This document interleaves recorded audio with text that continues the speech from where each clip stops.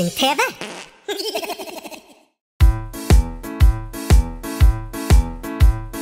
Gutter og jenter sitter og venter. Magen er sulten og halsen er tørst. Nå skal vi spise, men først må vi vise at vi kan synge verset vårt først.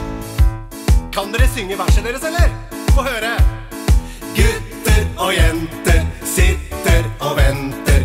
Magen er sulten og halsen er tørst. Nå skal vi spise, men først må vi vise at vi kan synge verset vårt først. Kjempebra! Men vi tar det en gang til. Kom igjen!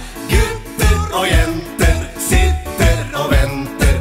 Magen er sulten og halsen er tørst. Nå skal vi spise, men først må vi vise at vi kan synge verset vårt først. Og en gang til! Kom igjen! Gutter og jenter sitter og venter. Magen er sulten og halsen er tørst. Nå skal vi spise, men først